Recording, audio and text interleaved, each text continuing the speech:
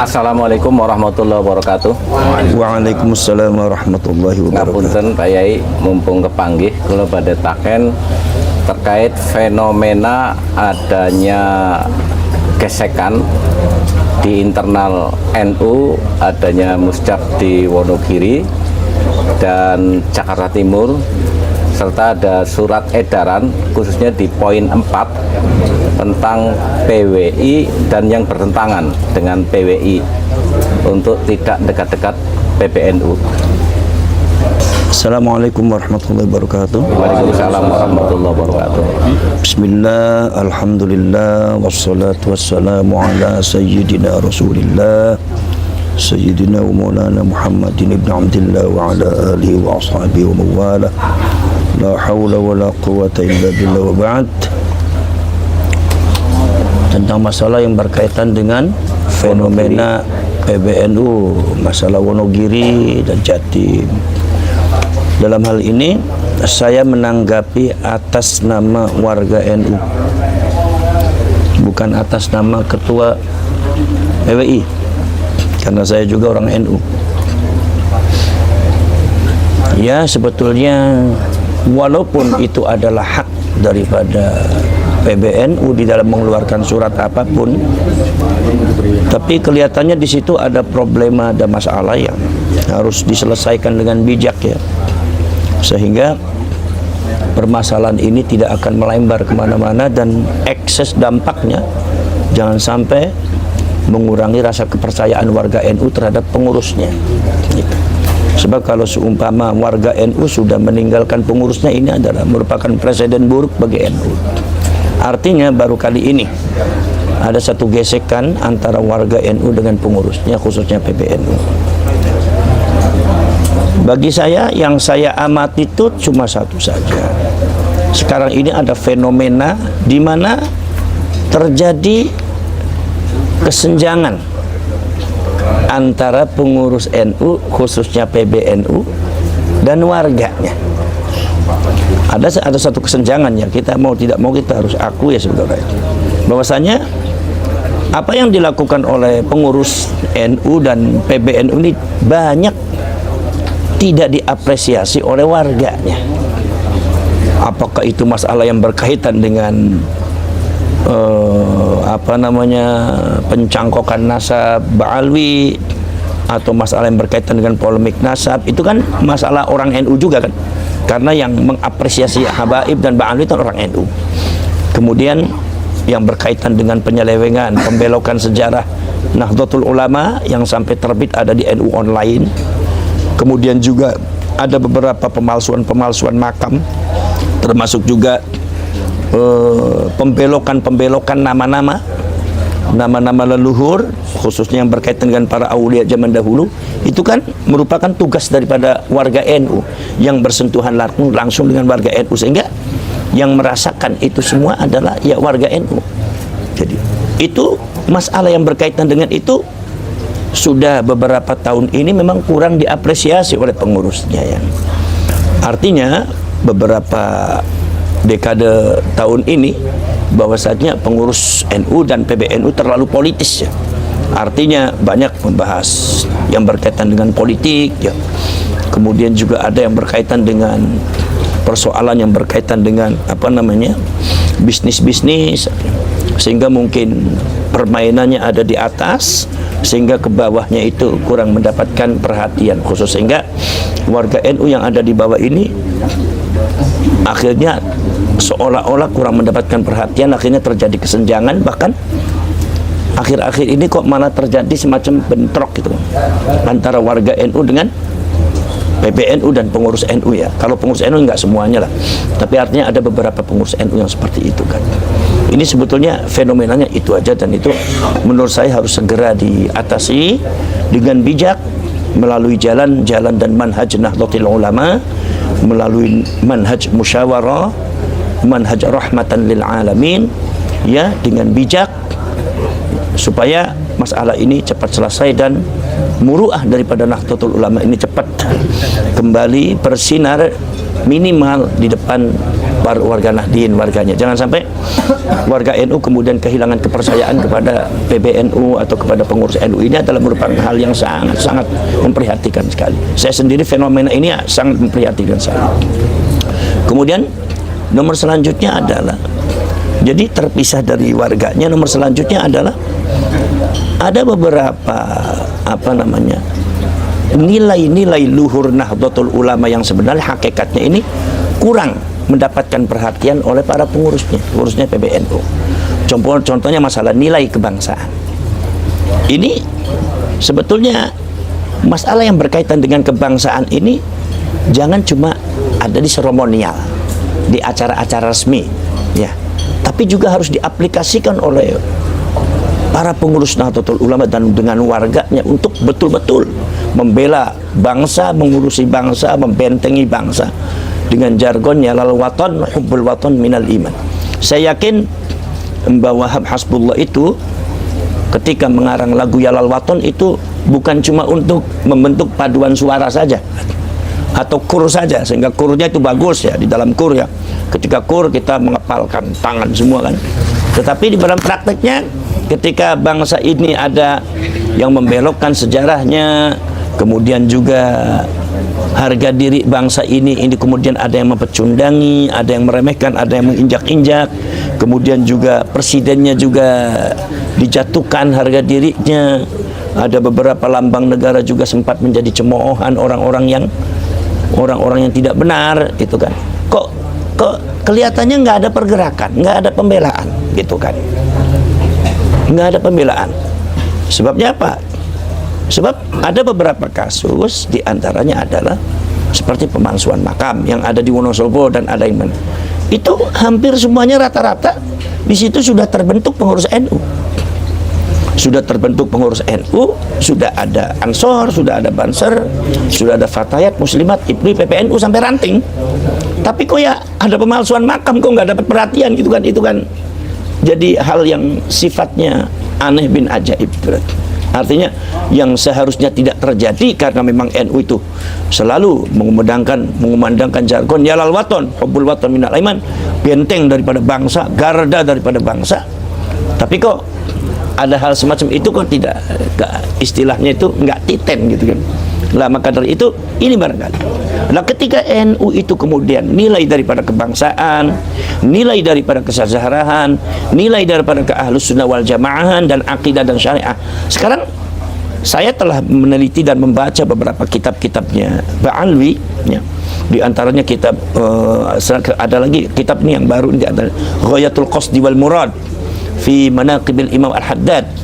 Kemudian juga Tadhkiratun Nas, kemudian juga kitab yang Majmu' Kalami Abi Bakar bin Salim, yaitu yang dianggap Sahibu Gersik itu.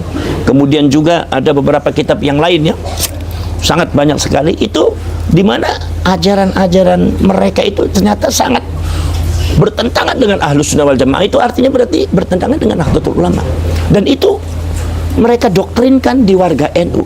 Nah ini penyelamatan ini sebetulnya adalah muncul harus dari pengurus NU, harus dari pengurus NU, harus dari pengurus Ansor, harus dari bentengnya adalah Banser, dari Fatayat, dari Muslimat, semua bergerak karena ini membahayakan akidah. Lah dalam akhir-akhir tahun ini diabaikan, sehingga terjadilah satu fenomena yang sekarang ini terjadi, yaitu adalah banyak doktrinasi-doktrinasi yang sudah kadung masuk di warga NU, sehingga warga NU ini masih banyak yang mempercayai cerita-cerita daripada Ba'alwi yang tidak benar itu. Nah ini dua unsur ini yang menurut saya yang harus diperbaiki. Satu adalah unsur tentang kesenjangan warga NU dengan pengurus atau dengan PBNU itu harus diperbaiki, ya. Kemudian nomor selanjutnya adalah tidak diabaikannya atau tidak diterapkan, diabaikannya nilai-nilai perjuangan ke-NU-an yang dulu menjadi intisari daripada terbentuknya Nahdlatul Ulama. Masalah akidah, khususnya masalah Wahabiyah itu kan. Bukan Wahabiyah saja, pokoknya akidah Ahlus Sunnah wal Jamaah, ya, madzhabul arba'ah itu yang bertentangan, dan itu ya kita harus mampu melawannya, dan kita harus mampu membersihkan warga NU dari akidah yang sesat dan sesat, apalagi syariat dan paham-paham doktrin yang tidak benar, ya. Lah kemarin itu sudah ada seperti itu. Ketika terjadi masalah Ba'alwi, ternyata PBNU itu bukan mengapresiasi bagaimana warganya, bukan mengapresiasi daripada warga NU-nya, tapi justru melakukan tindakan-tindakan yang menurut saya kurang bijak dan kurang aspiratif, ya, kurang aspiratif terhadap warganya, ya. Apalagi terjadi lagi kasus Wonogiri, itu menambah kesenjangan lagi, itu bertambah lagi. Kemudian juga yang terjadi di Jakarta Timur, ya, Jakarta Timur, itu juga itu menambah kesenjangan lagi. Apalagi sebelumnya adalah tidak mengapresiasi hasil kajian ilmiah Kiai Imaduddin Al-Bantati, di mana beliau itu adalah kader, termasuk kader terbaik daripada Nahdlatul Ulama. Jadi itu kesenjangan itu harus segera diperbaiki, dan saya yakin mudah-mudahan kita semua harus bergerak, harus bersama, harus berani merubah. Mudah-mudahan kita harus memilih ulama dan kiai yang bisa memperbaiki pimpinan PBNU dan NU yang bisa memperbaiki itu semua di muktamar nanti tahun 2027, ya. Kita mau tidak mau harus. Tapi kalau seumpama kita tidak memilih pemimpin yang tepat, maka kita akan melihat kehancuran daripada Nahdlatul Ulama. Maka dari itu alhamdulillah Allah sudah memunculkan PWI barangkali untuk jangan-jangan, walaupun insya Allah mudah-mudahan kalau NU banyak yang melindungi lah. Maka dari itu kewajiban kita untuk bersama-sama bergerak. Bagaimana kita lihat nanti tahun 2027 ini bagaimana pergerakannya Nahdlatul Ulama ini, ya. Mudah-mudahan terpilih seorang ulama yang memiliki 3 unsur seperti yang diingatkan oleh Syekh Abdul Qadir Al-Jalani. Satu adalah ilmul ulama, keilmuan ulamanya ada. Nomor 2 adalah siyasatul muluk, pandai berpolitik juga. Politik di sini politik kebangsaan. Nomor selanjutnya adalah hikmatul hukama, kebijakan orang-orang pada bijak. Artinya bentuk rahmatan lil alamin di sini. Ya, kita berharap seperti itu aja. Jadi ya pertaruhannya ya muktamar tahun 2027 nanti kita akan terpilih. Yang jadi PBNU siapa? Makanya mau tidak mau kita harus berani merubah itu semua. Kalau tidak, maka NU akan hancur nanti. NU nanti tidak ada nilainya. Asbahan bila arwah wa suwaron bila ma'an. Pengurusnya ada di mana-mana, banomnya ada di mana-mana, tapi menyelamatkan bangsanya tidak ada Gibran. Tidak bisa menyelamatkan bangsa, tidak mampu menyelamatkan warganya dari doktrin-doktrin baal yang tidak benar. Ya, baik. Assalamualaikum warahmatullahi wabarakatuh.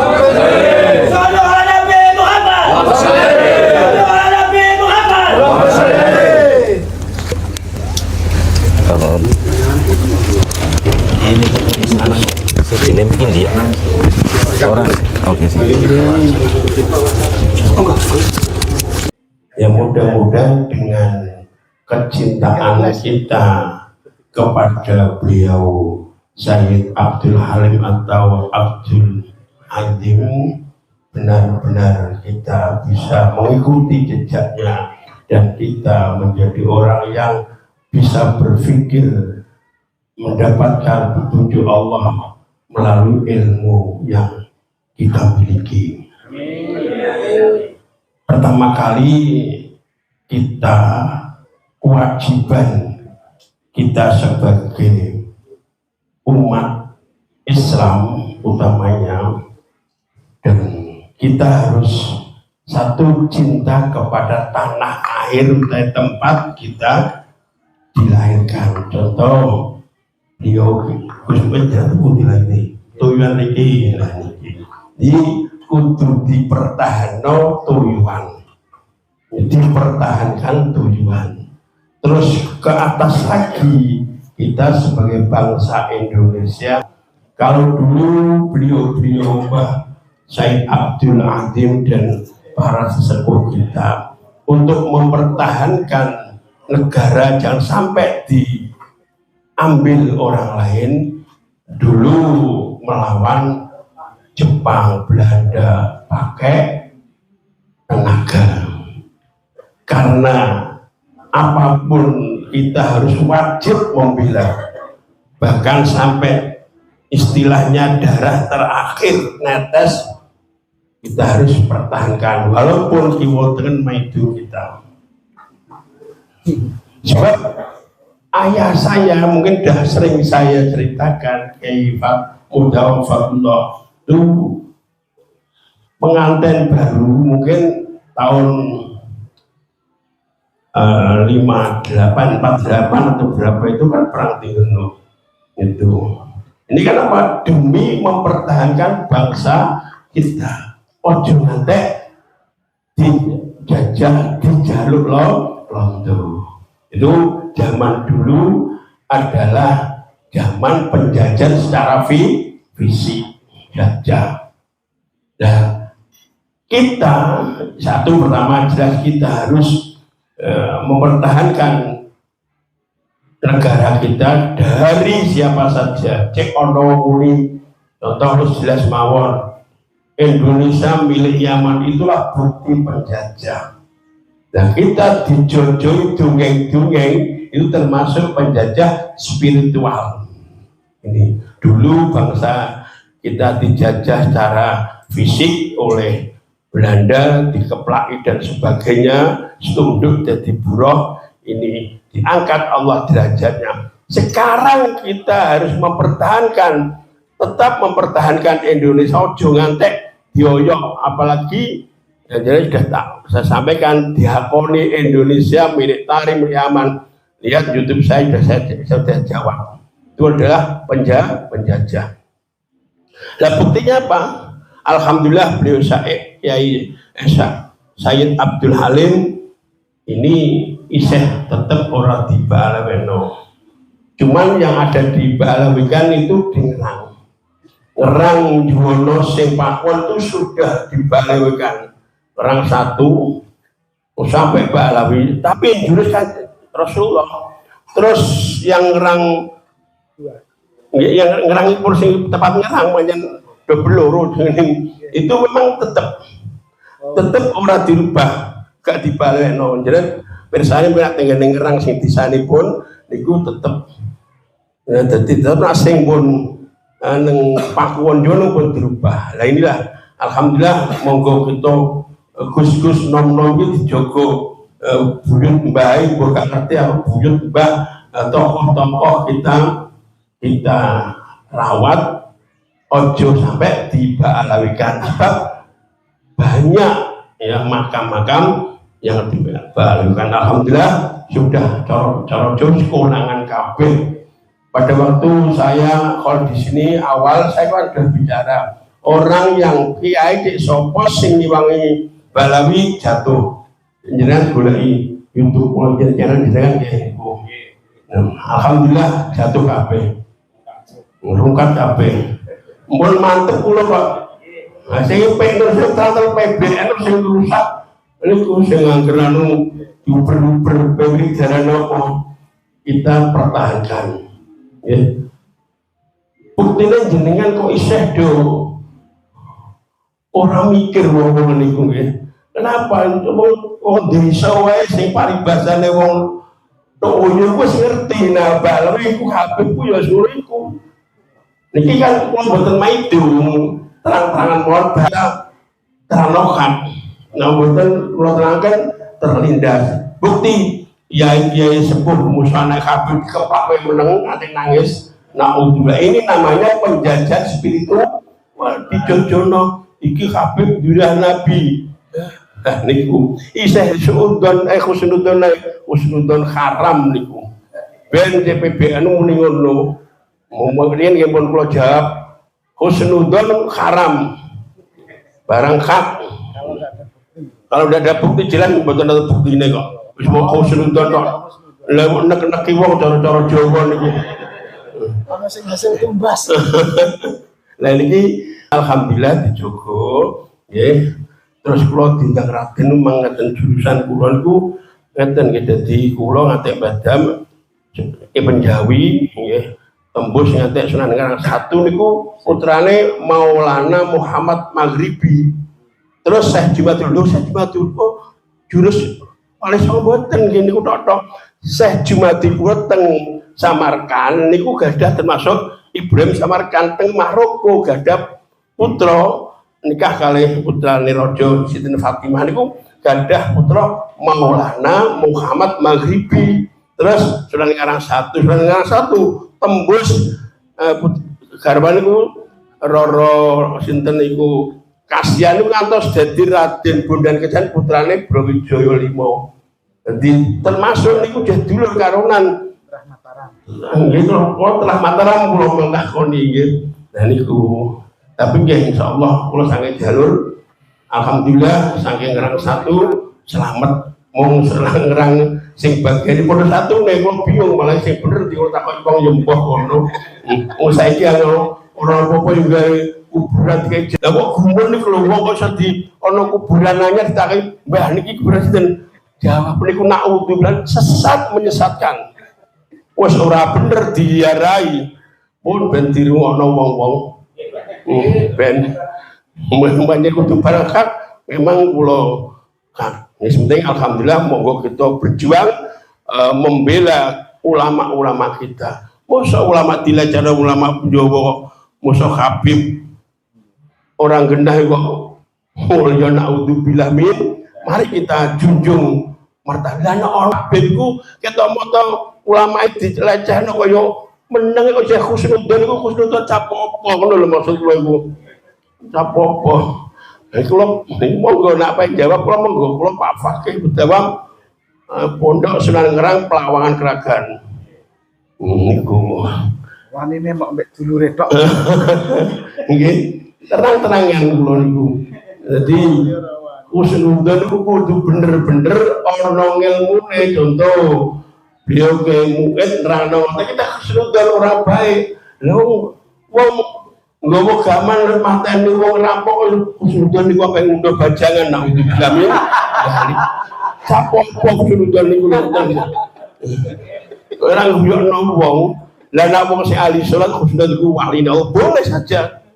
Tapi nek panjenengan saya nggih kula mboten medhus gendut napa niku napa umat Allah dan kita juga harus saling menghormati nak menawa gendut dadi wong apik ngoten lho. Lah nek kita moto masuk sejarah datang bengek kok Syekh Husnuddin niku naudzubillah minal bendro PBN itu capopo ngoten lho.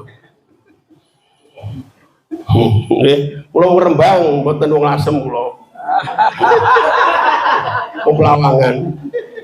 Nggih, mugi-mugi mawon kita sadar kok umpami mboten tesis lan tadina mun remek umat Islam pun kecekel habaib dunya Indonesia. Wis ngono wae do meneng kabeh. Monggo kita toh nyawa, kita betipai itu monggo terserah. Kita membela sejarah bisa akan membaca dan tetap kelompok matur saya membela Habib napa rungkat utawa jatuh pun tahun riyen kan kelompok nganti ngoten alhamdulillah muga-muga Allah selalu membimbing kita dalam kebenaran dan kita berjuang dengan kebenaran semonten pun dalu dungane betul kula niki Gus Ben. Assalamualaikum warahmatullahi wabarakatuh. Bagian foto-foto Gus mau terserah.